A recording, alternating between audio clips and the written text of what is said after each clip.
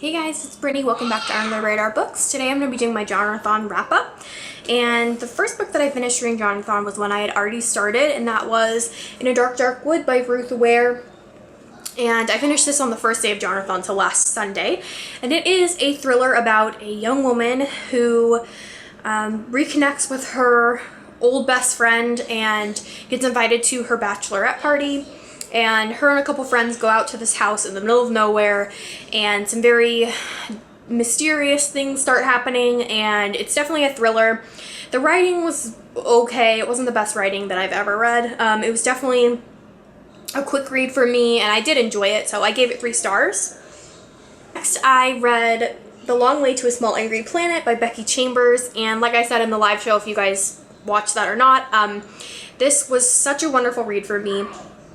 It is about this cast of characters in a future universe where there's all sorts of different species and planets that have been found and lived on, and so there's this spaceship that creates like wormholes in space to transfer ships from one part of space to another, and they're in charge of drilling these holes, and so there's different species living on this spaceship, and it's about them, basically all of their different storylines and how they interconnect and them as a family. And this was so wonderful and so complex, and I just wanted to spend so much time in this world.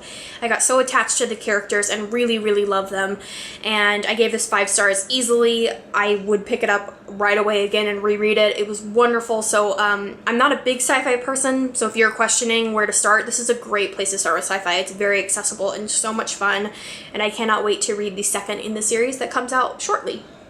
Next, I received this in the mail by The Book, Writers on Literature and Literary Life from New York Times Book Review, and it's compiled by Pamela Paul. And I got it in the mail and just started flipping through it, and I could not stop reading it. I read the entire thing cover to cover. It was so interesting. I love books like this where you get to read about authors and just people in general, celebrities and anyone talking about the books that have impacted them, inspired them, and their life. And I just love books like this, and I get lots of recommendations from them, and I just find it so interesting and compelling. I love learning about other people's relationship to books, and so if you haven't picked this one up, I would highly recommend it. Next up, I read this one. It is called Night Vision: The Art of Urban Exploration, and it is by Troy Pava.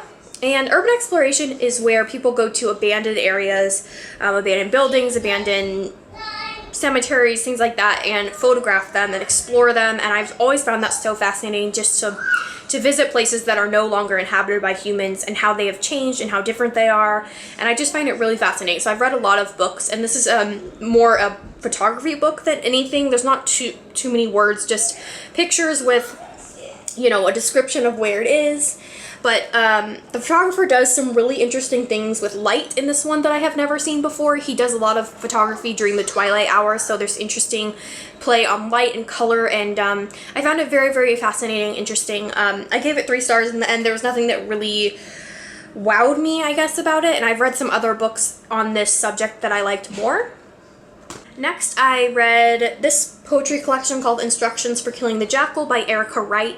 This is a very short little collection. This is published by Black Lawrence Press, which is a great small publisher that I really enjoy.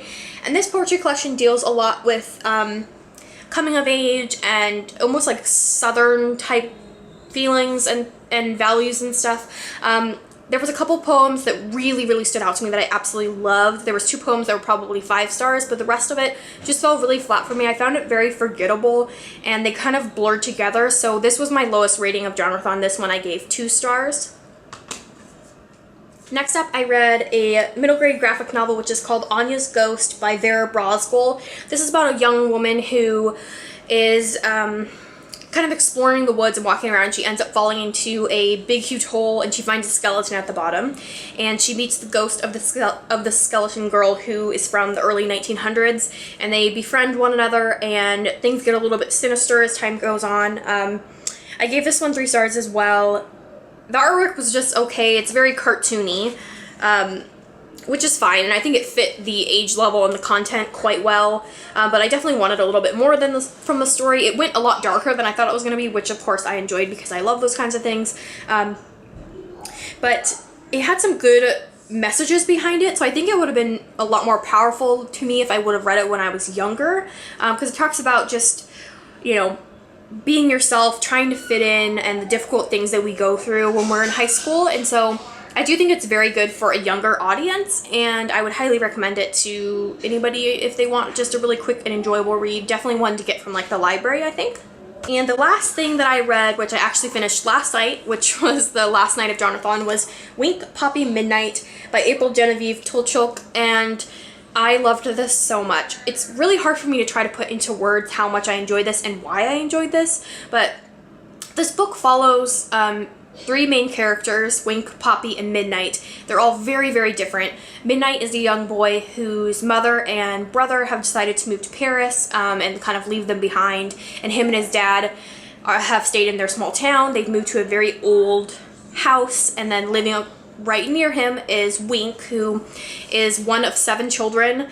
They live on a farm. They're very adventurous, and their mother is like a tarot card reader, so they're very laid back and spiritual as a family. And then the third character is Poppy, and she is very spoiled, comes from an extremely rich family. She gets everything that she wants, and she likes to be in control. She's like the queen bee.